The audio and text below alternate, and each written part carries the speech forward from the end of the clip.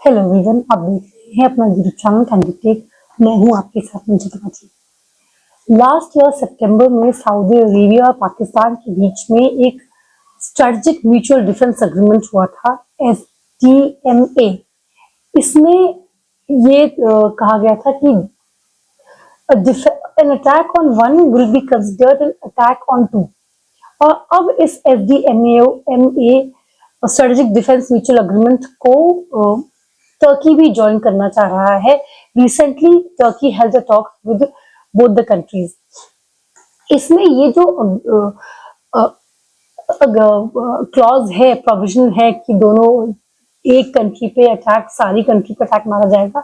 It is ये NATO के जो आर्टिकल 5 है कलेक्टिव सिक्योरिटी का, उस पे बेस्ड है ये। तो ये कहा जा रहा है क्योंकि ये इस्लामिक नाटो है। एंड ये इस्लामिक नाटो क्यों कहा जा रहा है? लोग कह रहे हैं कि जब नेटो को आप क्रिश्चियन नेटो नहीं कह रहे तो इसको इस्लामिक नेटो क्यों कह रहे हैं? तो पहली बात तो ये है कि जो नेटो है ट्रांस अटलांटिक कंट्रीज का, उसमें टर्की सेकंड लार्जेस्ट कंट्रीब्यूटर है। Turkey is a Muslim nation and वो नेटो में है। तो एक मुस्लिम कंट्री उस नेटो में है, और प्लस वो नेटो जो है वो ज्योग्राफी पे बेस्ड था। यस, सारी कंट्रीज क्रिश्चियन है, लेकिन वो ज्योग्राफी पे बेस्ड था। इसमें ज्योग्राफी नहीं इन्वॉल्व है, बल्कि इसका बेसिस है based on bonds of brotherhood and Islamic solidarity. This NATO is based on brotherhood and Islamic solidarity. ये ज्योग्राफी से रिस्ट्रिक्टेड नहीं है, बल्कि जो मुस्लिम कंट्रीज हैं they come together for a collective security. Attack on one is considered attack on all, ये कहा जा रहा है। And this is not the first time कि ऐसा कोई जो अग्रीमेंट है कलेक्टिव सिक्योरिटी इस्लामिक नेटो का जो कॉन्सेप्ट है वो पहली बार आ रहा है। एक्चुअली कुछ समय पहले ही इजिप्ट ने एक ऐसा कॉन्सेप्ट फ्लोट किया था। वो चाह रहा था कि एक अरब नेटो या इस्लामिक नेटो जैसा कोई कॉन्सेप्ट बने जिसमें कि कलेक्टिव सिक्योरिटी का कॉन्सेप्ट हो। इसको GCC जो गल्फ कोऑपरेशन काउंसिल है उसने भी समर्थन दिया था, एंड इराक ने भी सपोर्ट एक्सप्रेस किया था। लेकिन क्योंकि इसमें वो क्या कहते हैं, लीडरशिप का क्वेश्चन आ गया। Egypt wanted leadership and Saudi Arabia also wanted leadership. तो ये लीडरशिप कौन करेगा मुस्लिम वर्ल्ड का, इस बात पे क्लैश हो गया, एंड इसलिए ये फ्रूटिफाई नहीं कर पाया, एक्चुअली बन नहीं पाया, सिर्फ एक आइडिया रह गया। लेकिन अब क्योंकि एक SDMA strategic defence mutual agreement Pakistan and Saudi Arabia के बीच में साइन हो गया है और टर्की इज इन टॉक्स, तो अब कह रहे हैं कि ये शायद अब एक्चुअल फॉर्म ले ले, फ्रूटिफाई हो जाए। अब इसके जो इम्प्लीकेशंस हैं वो ऑफ कोर्स, क्योंकि पाकिस्तान है इस अग्रीमेंट में, तो पाकिस्तान इंडिया के लिए भी एक ये स्ट्रेटेजिक कंसर्न है, if not a challenge outright. ये कंसर्न जरूर है, क्योंकि सऊदी अरेबिया के साथ हाल फिलहाल हमारे रिश्ते कुछ सुधर रहे थे। तो पहली बात तो ये इतना बड़ा चैलेंज इसलिए नहीं है क्योंकि ये बेसिकली एम्ड है इजराइल पे। जब वेस्ट एशिया में जो टर्मोइल चल रही है और इजराइल ने जो कतर पे बॉम्बिंग की, जो कि एक मेजर US एलाई है, तो ये जो कंट्रीज हैं वेस्ट एशिया की कंट्रीज, ये जो गल्फ मोनार्कीज हैं, उनको लगा कि इनको अब साथ आके एक बैकअप चाहिए होगा सपोर्ट के लिए, प्रोटेक्शन के लिए, सिक्योरिटी के लिए, क्योंकि US अब उतना रिलायबल नहीं है कंसिडरिंग ट्रम्प वहां का प्रेसिडेंट है और वो लेफ्ट राइट एंड सेंटर सबको धमकी देते हैं, तो उनकी सिक्योरिटी अब उतनी रिलायबल नहीं रह गई है। दूसरे ईरान भी कहीं ना कहीं इसमें फैक्टर कर रहा है, क्योंकि पाकिस्तान एंड वो ये जो सऊदी नेशन, ये सऊदी अरेबिया, ये सुन्नी नेशंस हैं एंड ईरान एक शिया नेशन है। तो डिस्पाइट बीइंग मुस्लिम्स, इनमें दोनों कंट्रीज मुस्लिम है, लेकिन वो शिया और सुन्नी के डिवाइड की वजह से ईरान पाकिस्तान सऊदी अरेबिया में पड़ती नहीं है।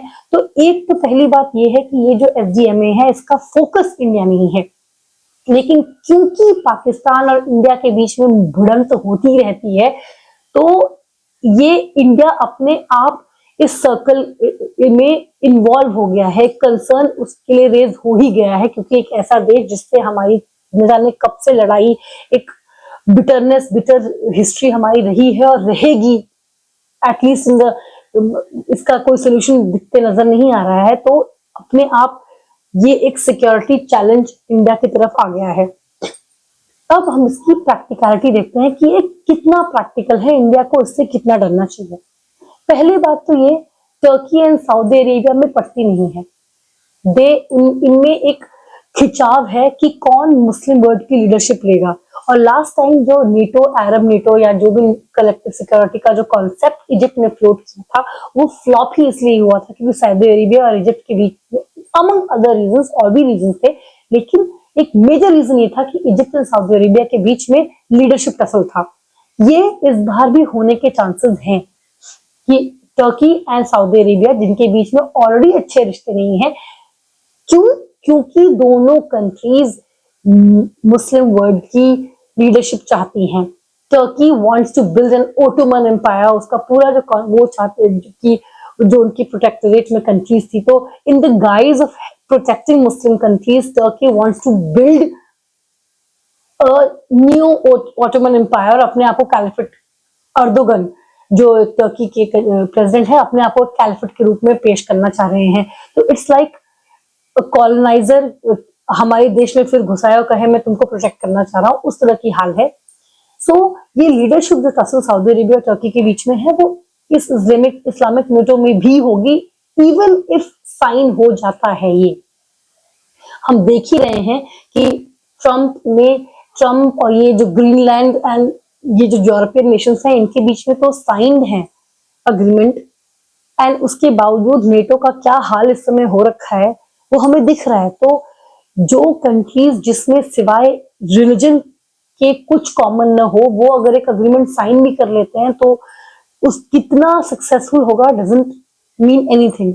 और इंडिया को इससे बहुत ज्यादा डरने की जरूरत नहीं है, क्योंकि ये जो कंट्रीज हैं, Saudi Arabia included, Saudi Arabia से हमारे रिश्ते बहुत ही हाल फिलहाल सुधरने शुरू हुए थे। और इनफैक्ट जब सितंबर में पाकिस्तान एंड सऊदी अरेबिया ने ये साइन किया SDA में, तब सऊदी अरेबिया ने बाद में एक स्टेटमेंट भी जारी किया था कि जो इंडिया है वो हमारे लिए एक इम्पॉर्टेंट पार्टनर है। Saudi Arabia affirmed its strong growing ties with India. तो उसके बाद इंडिया को पैसिफाई करने के लिए उन्होंने इंडिया एक स्टेटमेंट दिया कि इंडिया के साथ हमारे बहुत रिश्ते हैं, हम इसको और मतलब we have growing strong ties with India.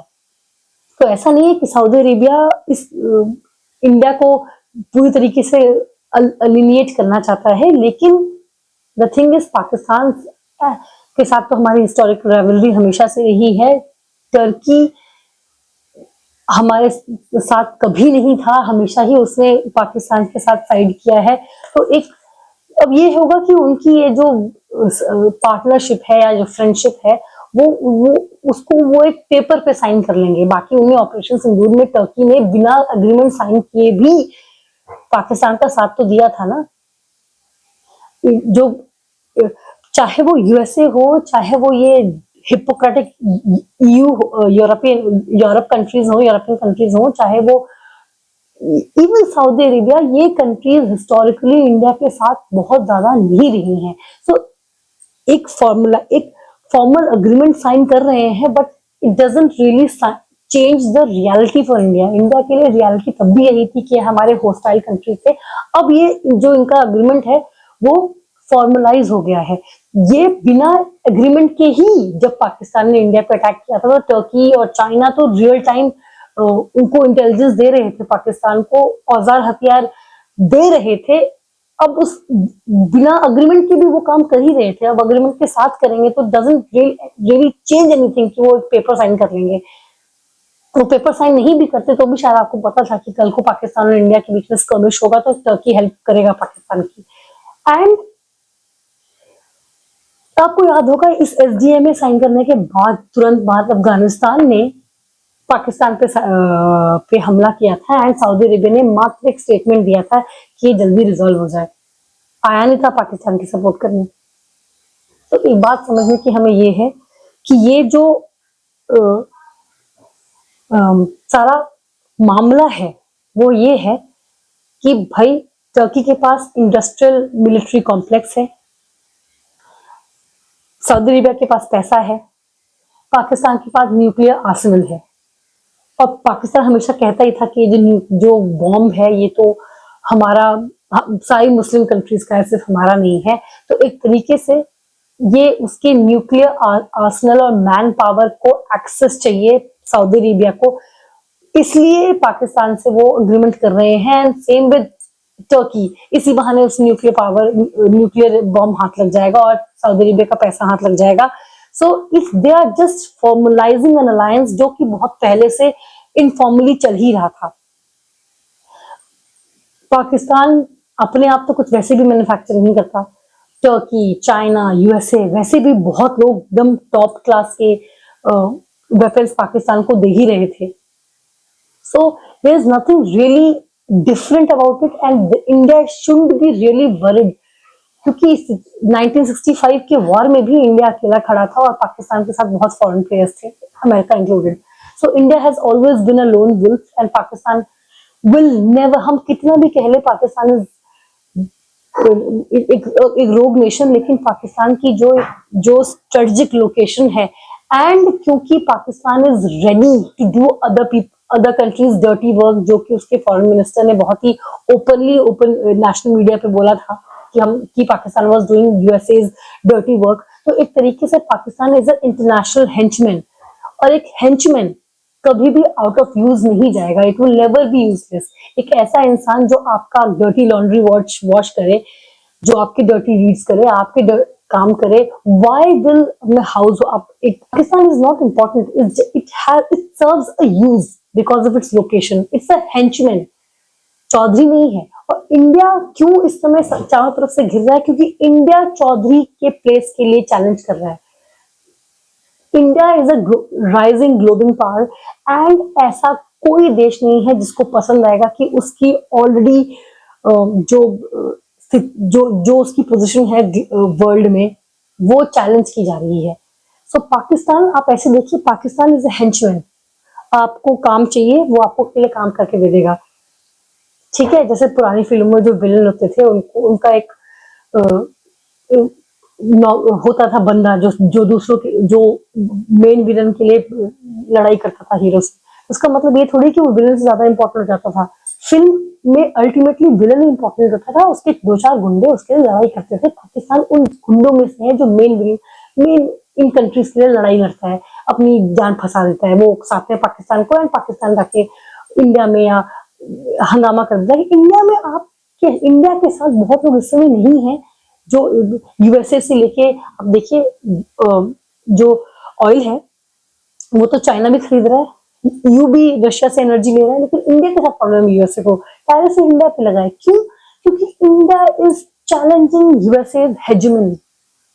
तो जब ऐसा होता है ना कि जब आप कोई चैलेंज करता है तो ऑब्वियसली उसको पसंद नहीं आता है। तो इस समय इंडिया ऐसा लग रहा है कि India is being isolated, but actually it is कहते हैं ना, जब लोग आपसे जलने लग जाएं तो समझ जाना आप राइट डायरेक्शन में हैं, आप ऊपर बढ़ रहे हैं। इस समय इंडिया का हाल यही है, एक ऐसी कंट्री जो कि बास्केट केस होनी चाहिए थी, it is a rising power and Pakistan को कभी काम क्यों पसंद आएगा इसको? इंडिया को तो पहले कोई पसंद नहीं करता था, हम दोनों साथ आजाद हुए थे और हम कहाँ और वो कहाँ। तो और जिस नेटो पे ये जो इस्लामिक नेटो बन रहा है, जो कलेक्टिव सिक्योरिटी नेटो लेके आई थी, जो यूरोपियन ट्रांसएटलांटिक अलायंस है, उसका हाल तो आप देख ही रहे हैं। यूएसए उस नेटो का हिस्सा है और चौतरफा हमला कर रहा है अपने नेटो अलायंस पर कि मैं ये कब्जा कर लूंगा, वो कब्जा कर लूंगा, ग्रीनलैंड को ले लूंगा। यूक्रेन आज इसी दलदल में फंसा हुआ है, मुसीबत में फंसा हुआ है। क्यों? क्योंकि नेटो में शामिल होना चाह रहा था और आज ठीक है वो नेटो में फॉर्मली अभी नहीं घुसा है, लेकिन सारी European countries and USA intelligence भी दे रही है, मशीनरी भी दे रही है, आर्म्स एंड वेपनरी भी दे रही है। क्या उखाड़ ले रहा है यूक्रेन रशिया का? कुछ नहीं। सो ये कह देना कि इन लोगों ने अलायंस कर दिया है एंड अब इंडिया पे खतरा हो जाएगा, जैसे यूक्रेन सारी यूरोप से हेल्प लेके और अमेरिका से लेके रशिया का कुछ नहीं उखाड़ पा रहा एक तरीके से। तो फिर वो लोग तो ये भी कह रहे हैं कि रशिया आइसोलेटेड है। क्या आइसोलेटेड है? कुछ नहीं आइसोलेटेड है। वो हंगामा मचा रहे हैं, रशिया व्लादिमीर पुतिन के कान पे जू भी रेत रही है, लगे पड़े हैं 4 साल से। यूक्रेन के पीछे सारी यूरोप और अमेरिका की ताकत झुकी हुई है, रशिया को हरा नहीं पा रहे हैं। तो अगर ये पाकिस्तान जैसे चिलगोजे देश को ये लग रहा है कि वो सऊदी अरेबिया और टर्की के साथ छुप जाएगा और इंडिया को हरा लेगा, या इंडिया के लिए एक सिक्योरिटी कंसर्न कर लेगा, इंडिया के लिए सिक्योरिटी कंसर्न पाकिस्तान से मात्र इतना है कि वो टेररिज्म जो करता है, वो non state actors, good terrorist and bad terrorist, good Taliban bad Taliban, जो इशू है ना कि हमें मारेगा तो बैड तालिबान है, इंडिया में आतंकवाद फैलाएगा तो गुड तालिबान है, वो समस्या है पाकिस्तान की तरफ से हमारी। बाकी वो किसी की गोद में जाके बैठ जाए, बहुत सामने में साफ साफ जिसको लग रहा है कि ये इंडिया के लिए प्रॉब्लम हो सकती है, इंडिया की सिक्योरिटी, ठीक है, India should definitely keep an I on it. कभी भी ये नहीं कॉम्प्लेसेंट तो आपको कभी इंटरनेशनल पॉलिटिक्स में होना ही नहीं चाहिए। We should always keep eyes on the ground, ears on the ground, हमेशा आपको एक नजर बना के रखनी चाहिए। लेकिन जिसको लग रहा है कि पाकिस्तान ने ये साइन करके बड़ा कुछ हासिल कर लिया है, वो ये देख ले कि जिस नाटो के बेस पे आधारित है वो यूरोप और यूएसए धूल चाट रहे हैं रशिया के आगे। यूक्रेन में कुछ नहीं कर पाया रशिया का। Ukraine is the weaker side, एक ऐसा साइड जिसको बैकिंग है यूरोप, पूरे यूरोप की और यूएसए की, that is on the weaker side. Russia is the stronger side. आज के लिए इतना ही, मुझे दीजिए इजाजत। इस टॉपिक पर चर्चा के लिए बने रहे मेरे चैनल कनेक्टेड के साथ। इस वीडियो को लाइक करें, शेयर करें, इस वीडियो को राय जरूर दें, मेरे चैनल को प्लीज सब्सक्राइब करें। सुनते हैं।